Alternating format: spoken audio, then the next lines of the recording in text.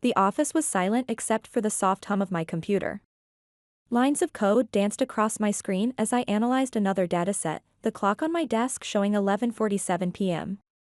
Just another late night at the tech firm where Amy Parker, had been working as a data analyst for the past 2 years. Patterns, I muttered to myself, scrolling through the endless rows of numbers. People's behaviors always leave patterns. The sudden vibration of my phone made me jump. Victoria's name, I still couldn't bring myself to call her mom in my phone contacts, flashed across the screen. My stomach tightened as I stared at it, memories flooding back uninvited. Amy, Victoria's voice came through, sharp and demanding as ever. Have you seen Isabella's Instagram post? I hadn't. I'd muted all their social media years ago, a small act of self-preservation. No, I've been working, I replied, trying to keep my voice neutral. Well, you should see it. Your sister's wedding is going to be the event of the season. Richard's connections really came through. Only the finest people will be there. The implied message was clear, I wasn't one of them. Opening Instagram, I found Isabella's latest post. There she was, my 19-year-old half-sister, posing in a designer wedding dress that probably cost more than my annual salary. The caption read, "Can't wait to share my special day with the elite of the city. #exclusive wedding #upper class only." My fingers tightened around the phone. For years of studying psychology had taught me a lot about passive-aggressive behavior, but nothing quite prepared me for the calculated exclusion from my own sister's wedding. The memory of my last conversation with my father, Daniel, surfaced. Unlike Victoria and Richard's world of high-rise apartments and country club memberships, Dad's freelance graphic design studio was modest but warm. "You're doing great, Amy," he'd said, looking at my latest work project. "Don't let anyone tell you different." I closed the Instagram app and turned back to my data analysis. Numbers made sense. Numbers didn't play favorites or measure worth by bank account balances. "Amy?" Victoria's voice cut through my thoughts. "Are you still there?" "Yes, I'm here," I replied, my eyes fixed on the computer screen where a particularly interesting data pattern was emerging. "Congratulations to Isabella. That's all you have to say?" "Really, Amy, you could show a little more enthusiasm. She's your sister, after all." Victoria's voice dripped with disappointment, a tone I'd grown far too familiar with over the years. I bit back a bitter laugh. Sister. A word that had lost its meaning somewhere between designer clothes and country club memberships. "I'm in the middle of something important at work," I said instead. "Work, work, work. Just like your father. Always prioritizing the wrong things." The comparison to Daniel was meant to sting, but after years of therapy and self-reflection, I'd learned to wear it as a badge of honor. My mind drifted to the research project that had changed everything during my senior year at university. I'd been studying the psychological impact of social media behavior on family dynamics, not realizing I was essentially documenting my own family's dysfunction. "Victoria," I started, using her first name deliberately, "I need to finish this analysis." "Was there something specific you needed?" "Well, since you asked," her tone shifted to what I called her business voice, "Richard and I have been discussing the wedding guest list. We think it would be inappropriate for your father to attend, even if you somehow manage to secure an invitation." The familiar surge of protective anger rose in my chest. This was their pattern: exclude, isolate, control. But I wasn't the same person who used to cry in her tiny bedroom after their cutting remarks. "I need to go," I said, my voice steady. "Nathan's waiting for me."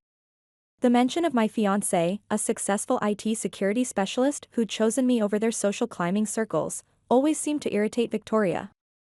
She'd once called him barely adequate at a family dinner, apparently forgetting that his expertise in cybersecurity made him highly sought after by the very elite she worshipped. "Oh yes, Nathan," she said, his name coming out like a distasteful morsel. "Still planning that modest wedding of yours?" As I ended the call, my attention returned to the data pattern I'd noticed earlier. Something about unusual financial transactions and social media activity correlations. A hypothesis began forming in my mind, one that would have far-reaching consequences for Victoria's perfect world. My phone buzzed again, this time with a text from Nathan, still at the office? Found something interesting in those financial records you asked me to look at. Call me when you can. I smiled, remembering how we'd met at a cybersecurity conference where I presented my research on pattern recognition in social media behavior. He'd been fascinated by my approach to data analysis, and I'd been drawn to his brilliant mind and quiet confidence. The office darkness suddenly felt less oppressive. I had built my own path, away from Victoria's superficial world. My skills, my education, my relationship with Nathan, these were things they couldn't diminish with their sneers and exclusions. Opening my secure messaging app, I typed a quick response to Nathan, found something too. Think it's time to dive deeper into the Morrison family finances. Meet for coffee tomorrow? His reply was immediate, already running background checks. You're not going to believe what I found about Isabella's fiancé. I leaned back in my chair, a plan taking shape in my mind. Victoria and Richard had always underestimated me, seeing only Daniel Parker's daughter, the reminder of a past they wanted to forget. They never understood that I'd inherited more than just his warm smile. I'd inherited his persistence, his integrity, and most importantly, his ability to see through people's facades. The data patterns on my screen seemed to pulse with possibility. Sometimes, the truth hides in plain sight, waiting for someone with the right skills to uncover it. And if there's one thing I'd learned in my years as a data analyst, it's that numbers don't lie even when people do. Opening my data analysis tool, I started cross-referencing information. My psychology background helped me understand human behavior, but it was my data skills that would expose the truth. Family secrets always leave digital footprints. This is interesting, I murmured, pulling up Isabella's social media history. The timeline of her relationship with her wealthy fiancé showed peculiar patterns. Their first meeting coincided precisely with Richard's company's suspicious stock activity. A coincidence? My years of data analysis had taught me that true coincidences were rare. My phone lit up with another message from Nathan, found connections between Richard's investments and the fiancé's family business. Looks like a pattern of shell companies. I closed my eyes, memories washing over me. Victoria's voice echoing in our old house, you need to understand, Amy, appearance is everything. Richard's cold stares during family dinners. Isabella's transformation from a sweet kid into a social media princess obsessed with status. The data was telling a story, one of calculated marriages, financial manipulation, and social climbing. But this time, I had more than just hurt feelings and suspicions. I had evidence. Dad's words from our last weekend visit rang in my ears, sometimes standing up for yourself means being willing to let go of people who can't see your worth. He'd said it while showing me his latest design project, his modest studio filled with creativity and genuine warmth. I gathered my things, the office darkness no longer feeling oppressive but protective. Like a cocoon where I could analyze, plan, and prepare. Victoria and Richard had spent years crafting their perfect image. They never suspected that their greatest threat would come from the daughter they'd pushed aside.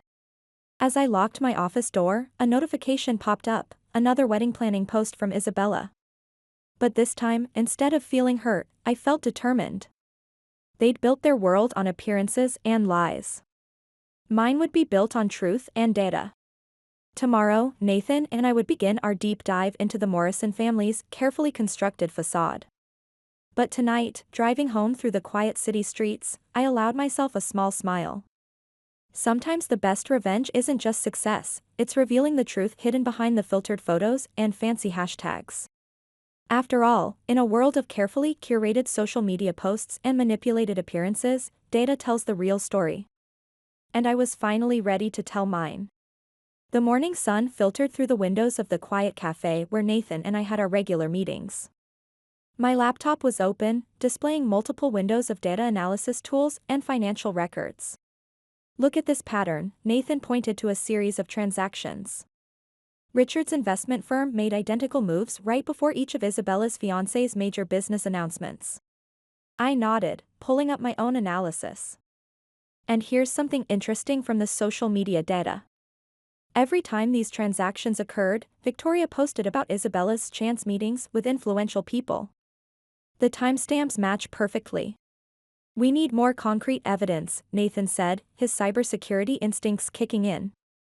These patterns are suspicious, but we need to prove intent. The cafe's morning bustle faded into background noise as I remembered a particular incident from my university days. I was presenting my research on digital footprints and family dynamics when Victoria and Richard had shown up unannounced. Psychology is hardly a real science, Richard had commented loudly enough for my professors to hear. Numbers, finance, that's where the real truth lies. The irony wasn't lost on me now. Those same numbers were about to expose their carefully constructed facade. I pulled up another data set. Look at Isabella's fiancé's company history. 3 bankruptcies in 5 years, but each time, a new company emerges with mysterious foreign investment. And let me guess, those investments coincide with Richard's firm's overseas transactions? Exactly. But there's more. I opened a folder of social media analytics. Victoria's been coordinating a campaign to boost Isabella's social media presence. Every post, every interaction is calculated. They're building a narrative. Nathan leaned back, running a hand through his hair. They're not just planning a wedding. They're orchestrating a merger. The realization hit hard. Isabella, my half-sister, wasn't just a bride, she was a pawn in their financial scheme. Later that day, I drove to Dad's design studio. The familiar smell of coffee and creativity welcomed me as I entered. Amy, he smiled, pushing aside his current project. You look troubled. I showed him what we'd found. Daniel Parker might not understand all the technical details, but he understood people. 20 years of dealing with Victoria had made him an expert in recognizing manipulation. They always thought I was too simple to understand their world, he said, studying the data. But you, Amy, you learned to see through the numbers what I saw through their actions. I pulled up more evidence. Remember when they suddenly started sending Isabella to that expensive private school? Look at these transactions from that same period. Dad's expression darkened. Money laundering? Among other things. They've been using Isabella's social media influence to attract investors to their schemes. Each post, each casual mention of a business opportunity, it's all orchestrated. The next few weeks were a blur of data analysis and evidence gathering. Nathan's expertise in cybersecurity proved invaluable as we documented every connection, every suspicious pattern. One evening, while analyzing Victoria's social media history, I found something that made my blood run cold. A private message thread between her and Isabella's fiancé, dating back months before Isabella supposedly met him. They planned this from the start, I told Nathan over our secure line. Victoria and Richard handpicked him for their scheme. Isabella has no idea she's being used. The weight of this discovery settled heavily on my shoulders. Despite everything, Isabella was still my sister. She was just as much a victim of their manipulation as I had been, just in a different way. We need to be careful how we proceed, Nathan advised. These people have resources and connections. They won't go down without a fight. I thought about the years of psychological manipulation, the careful grooming of Isabella into their perfect social media princess, the calculated exclusion of anyone who didn't fit their narrative. I'm not interested in fighting, I replied, my voice steady. I'm interested in exposing the truth. The data doesn't lie, and neither will I. That night, I received another call from Victoria. Her voice was honey-sweet, a tone I'd learned to distrust years ago. Amy, darling, I've been thinking. Perhaps we were too hasty about the wedding invitation. After all, you are Isabella's sister. I could hear the calculation in her voice. They must have noticed our investigation, subtle as we'd tried to be. That's kind of you, Victoria, I replied, matching her tone. But I'm actually quite busy with work these days. Data analysis, you know. It's fascinating what patterns you can find when you really look. The slight pause before her response told me everything I needed to know. Oh. What kind of patterns? All kinds. Financial patterns, social media patterns, relationship patterns. It's amazing how everything connects when you have the right tools to analyze it. Another pause, longer this time. Well, I'm sure that's interesting. We should have dinner soon. You and Nathan. Richard would love to discuss potential opportunities at his firm. I almost admired their predictability. When threats didn't work, they tried bribes. I'll check my schedule, I said, knowing I never would. The next day, I met with Dad again. His studio had become a sort of sanctuary, a place where truth didn't need to be hidden behind filtered photos and fake smiles. They reached out, didn't they? He asked, not looking up from his design work. They did. Trying to buy silence with wedding invitations and job offers. Dad put down his stylus, finally meeting my eyes. You know, when Victoria left, I thought I'd failed somehow. Couldn't give her the life she wanted.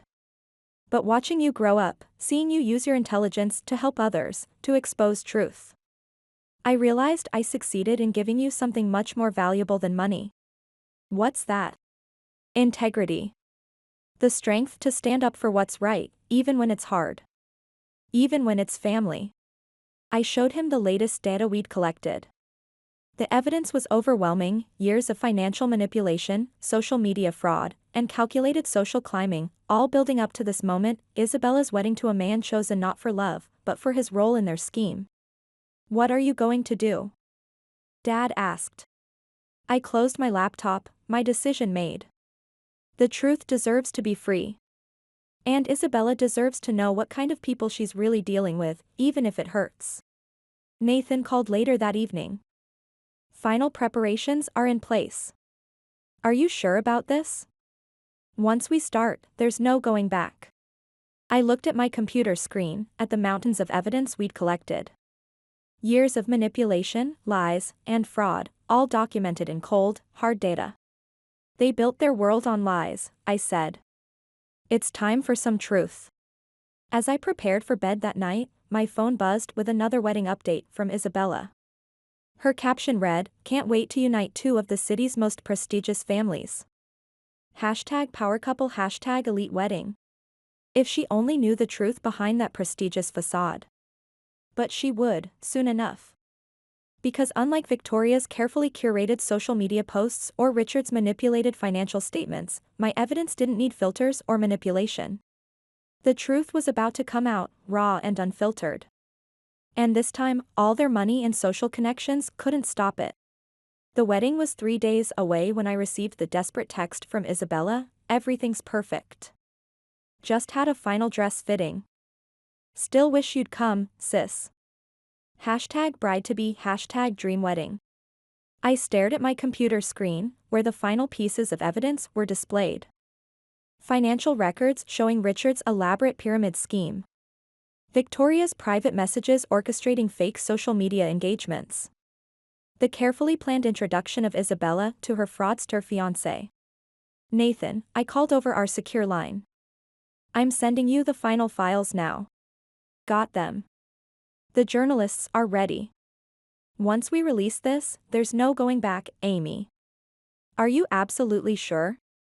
My fingers hovered over the keyboard. Years of psychological training had taught me about the impact of trauma, and what I was about to do would shatter Isabella's world. But sometimes healing requires breaking something first. Do it, I said. Within hours, the first article dropped. High-profile wedding masks investment fraud, exclusive investigation reveals years of manipulation. My phone started buzzing immediately. What have you done? Victoria's voice was ice cold. Do you have any idea what you've just destroyed? I didn't destroy anything, Victoria. The truth did. The second wave hit social media. Isabella's carefully curated influencer image crumbled as evidence of fake endorsements and staged relationships emerged.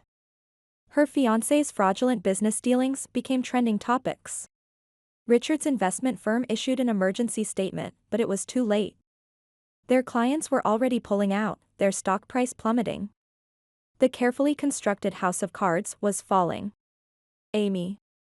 It was Dad. I just saw the news. Are you okay? I'm fine, Dad. But Isabella. A notification popped up on my screen. Isabella had gone live on Instagram, her perfect makeup streaked with tears. This has to be a mistake, she was saying. My fiancé is a successful businessman. My family would never. The comments section exploded with links to the evidence. Each document, each fraudulent transaction, each manipulated social media campaign laid bare for all to see. Victoria and Richard's lawyer called next. Miss Parker, we demand you retract these slanderous allegations immediately. The data doesn't lie, I replied calmly. Every transaction, every message, every orchestrated coincidence, it's all documented. Would you like me to walk you through the evidence? The lawyer hung up. By evening, the story had gone national. Social media influencer wedding revealed as front for investment fraud. Isabella's fiancé had already fled the country, his assets frozen. Then came the message I'd been dreading. A private DM from Isabella, why? You're supposed to be my sister. Why would you do this to me? I typed and retyped my response several times before settling on the truth, because you deserve to know who you were really marrying. Check your email. I've sent you everything. Make your own decisions. Hours passed as I watched the fallout unfold. Victoria's social media accounts went dark.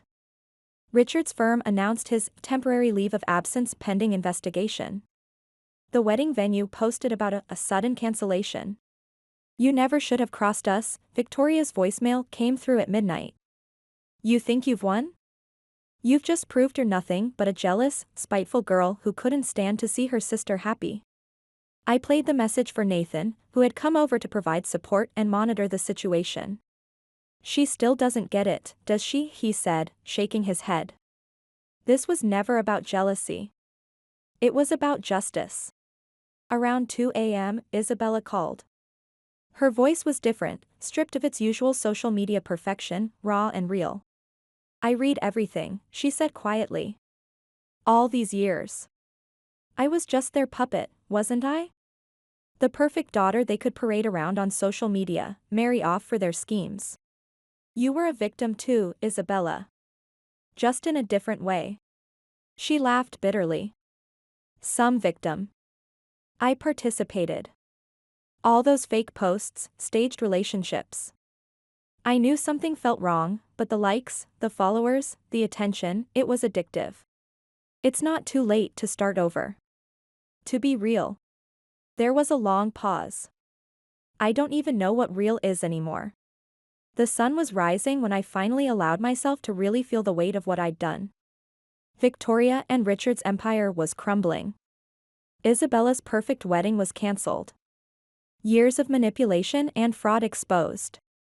My phone buzzed again, another news alert. Morrison investment firm under federal investigation. There was no going back now. Dad came over with coffee and his quiet understanding. You did the right thing, Amy. Even if it doesn't feel like it right now. I showed him Isabella's latest post, her first real one in years, taking some time away from social media to process recent events. Thank you to those who showed me the truth, even when it hurt. #no filter. She's stronger than they let her be, Dad said. Just like you. As the morning news shows picked up the story, my data analysis skills were being praised for uncovering the fraud. But all I could think about was the human cost. The pain in Isabella's voice. The shattered illusions. The broken family ties. Victoria made one last attempt at damage control, posting a lengthy statement about misunderstandings and family betrayal. The comments section filled with links to the evidence, each one a digital nail in the coffin of her social credibility. Nathan brought over lunch, his laptop open to monitor the ongoing fallout. The SEC is involved now. Richard's not getting out of this one. I nodded, watching as years of lies unraveled in real time. The data had done its job, exposing the truth behind the perfectly filtered photos and calculated social media posts. Was it worth it? Nathan asked quietly. I thought about Isabella's raw, honest post. About the investors who would get justice. About the years of manipulation and psychological abuse finally exposed. Truth usually is, I replied. Even when it hurts. As evening approached, I received one final message from Victoria. I hope you're happy now that you've destroyed this family. I typed back a simple response, you destroyed it long ago with your lies. I just provided the evidence. Then I blocked her number, turned off my phone, and let myself cry for the first time since this all began. Not for Victoria or Richard's fall from grace, they had earned that, but for the young girl who had once desperately wanted her mother's love, and for the sister who had to learn about reality the hardest way possible. Tomorrow would bring more fallout, more investigations, more consequences. But for now, I let myself feel everything, the relief, the sadness, the vindication, and yes, even a touch of guilt. Because sometimes doing the right thing doesn't feel good, it just feels necessary. Dad's words from years ago echoed in my mind, the truth has a way of coming out, Amy. All we can do is be ready for it when it does. I was ready. And for the first time in years, I felt truly free. 2 months after the scandal broke, I sat in my new office, staring at a framed article on the wall, Data Analyst Uncovers Multimillion-Dollar Investment Fraud. The promotion had come as a surprise, apparently, exposing corporate fraud was good for one's career. My computer pinged with a notification from Nathan, last meeting with the wedding planner today. Still sure about keeping it small? I smiled, typing back, absolutely. Just family and close friends. No social media required. The contrast couldn't have been more stark. While Isabella's cancelled wedding had been set to cost millions, Nathan and I were planning something intimate in Dad's renovated design studio. No influencers, no corporate sponsors, no hidden agendas. Amy? My assistant poked her head in. The FBI agents are here for your final statement.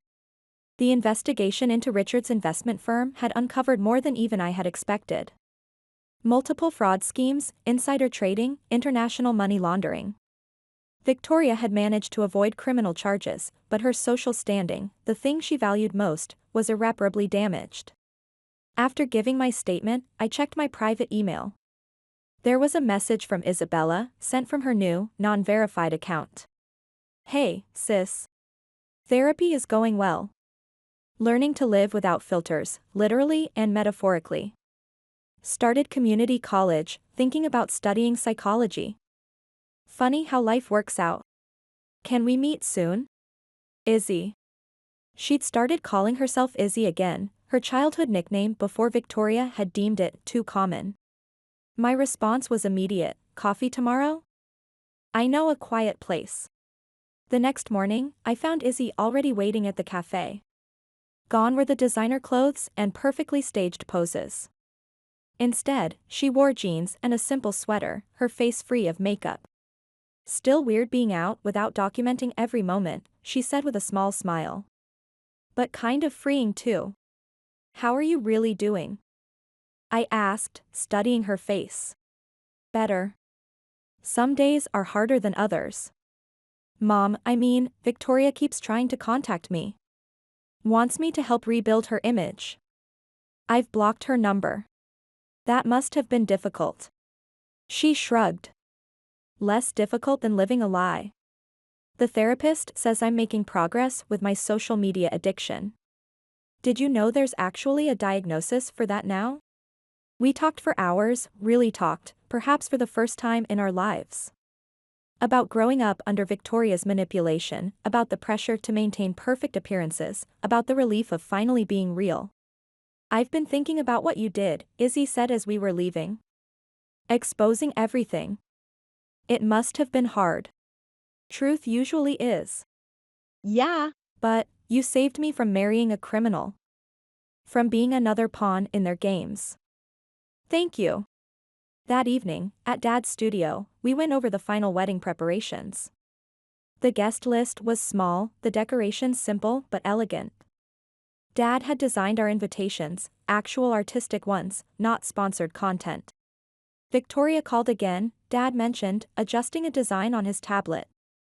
Wanted to explain her side of things. And told her some stories don't have two sides. Sometimes there's just right and wrong. Nathan arrived with takeout, and we spent the evening planning not just the wedding, but our future. He'd received offers from several cybersecurity firms impressed by our investigation, but we'd decided to start our own consulting company instead. Integrity Analytics, Nathan said, showing us the logo he'd been working on.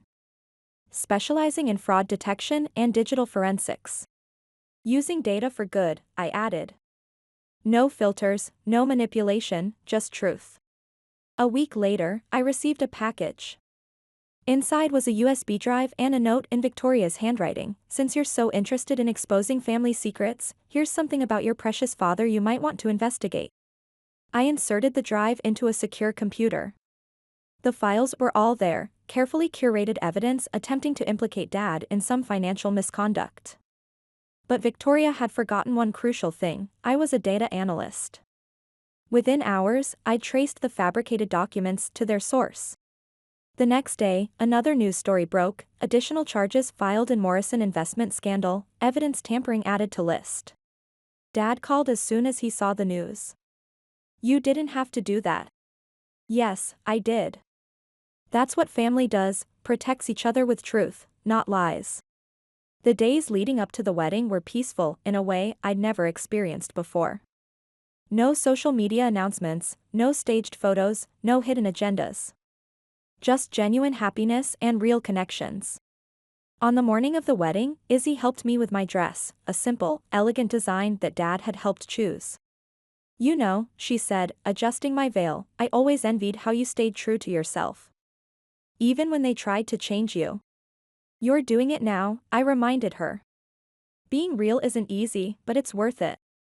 The ceremony was everything we'd wanted: small, genuine, filled with love rather than Instagram opportunities.